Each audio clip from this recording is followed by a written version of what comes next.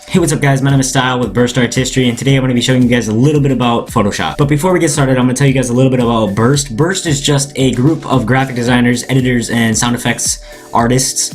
And what we do is we make things for you guys. You can send us an email about anything you would want. If you want us to make a montage for you, if you want us to make some background music for your cut comms, or if you just want a revamp, you can send us an email and we'll do that all for free. And here on our YouTube channel, we'll also put some of our work up here and we'll make tutorials for you guys, and that's what this video is. Alright, so we're gonna get right into Photoshop now. So first off, if you just got the program, it's not gonna look exactly like this. I rearranged some of my bars and stuff like this. I think this was usually on the left side, but just be aware of that and look for, when I click stuff, just look for what it looks like and everything and what the name is.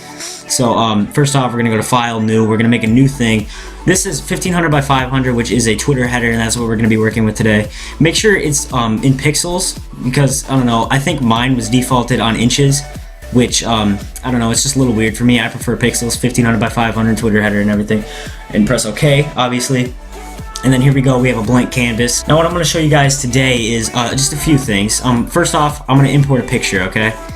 Let's pick, this one right here. I have a ton of pictures on my computer ready for this.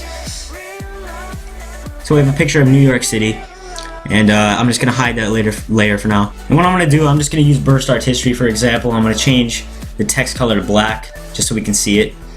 Make it a little bit bigger. You can see everything up here. We're going to type in Burst.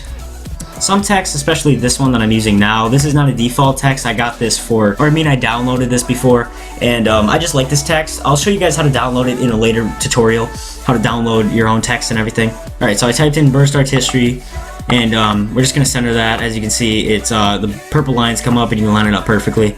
And now, first thing I'm going to show you guys is the clipping mask, okay?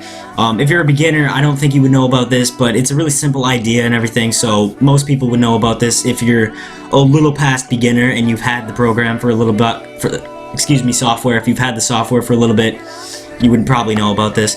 If you just put the layer above this one, say now the text disappears and everything because this layer is over it.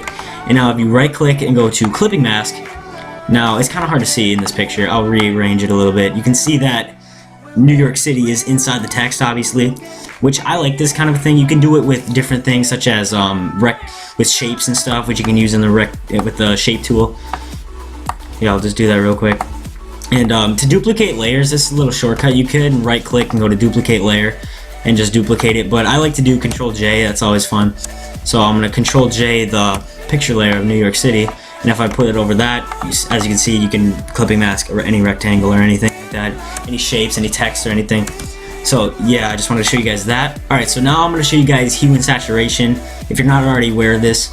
So all you got to do is you go over to this little circle thing, okay? It's called Adjustments. Click on that, and you can go to hue and saturation, okay?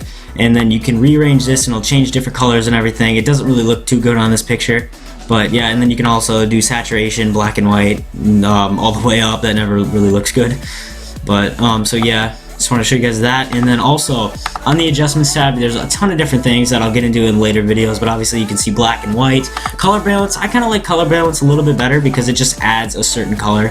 I like to do that for some reason. It looks kind of cool. You can add more red, add more purple if you wanted to, magenta, excuse me.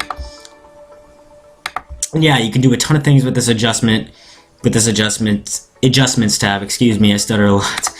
And yeah, so you have all these different tools here. You can have the move tool. You can move things around, obviously.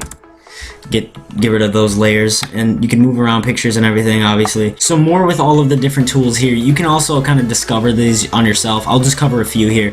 And obviously you can see the little triangles and everything in the corner. If you just hold down the text, there's like 3 different tools in each one almost.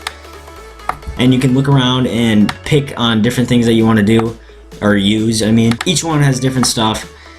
And like in text, there's vertical and horizontal typing. It's kind of cool. Alright, so this is obviously not a 1500 by 500 image, but I'm going to be showing you guys how to actually use the pen tool and cut out a thing. I'm going to be showing you guys how to use the pen tool, it's called, and you can cut out an image. Like, let's say I was doing an advertisement design for Nike Air Force Ones, and I wanted to cut out the shoe so I can put it on a different background. All I would have to do is go to the pen tool, and this is a very time-consuming process for me, especially, and you can hold Alt and zoom and scroll to zoom in. and you can get down to what I like to call the subatomic level, but I'm pretty sure that's not correct. But anyways, you can click each layer, you go all the way around. I'll fast forward it up here.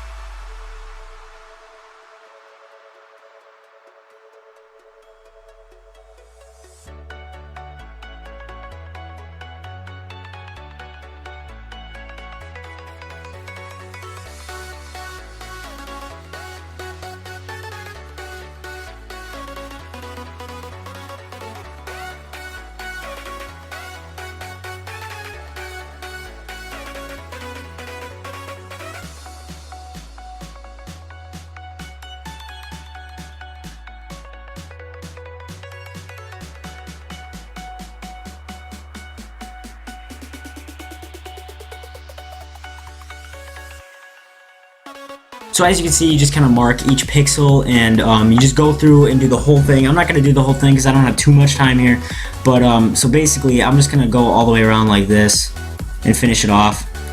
So you connect it back through, okay, and then you go up here and you click selection and go click OK, and then what you want to do is do Control J, and now you hide the back layer, and obviously cut out what I did, but you could cut out the whole shoe if you wanted, obviously, and you could do the whole thing and it would look really nice. But another way to do it is, I did this at first. This is how I first learned, except without the pen tool. You can use the quick selection tool, and all you do is go through and you basically just, it's the same thing, but you just fill it in. It's a lot faster, but I don't think it's as accurate. But obviously it does make it a lot faster, so that's kind of nice. And then if you mess up like I did here, all you gotta do is hold Alt, and then you can erase it, basically. Just like that. And then you do the same thing, Control J. Obviously that was a lot quicker, but as you can see, it's not as accurate at all. That's why the pen tool is always good. Alright guys, this is going to be the end of the tutorial. Hopefully you guys enjoyed it, and be sure to leave a like if you did, or if it helped you in any way. Sorry if this was all over the place or something, but I'm just trying to show you a few beginner things you can do in Photoshop. So hopefully you guys enjoyed it again, and I will see you guys in the next tutorial.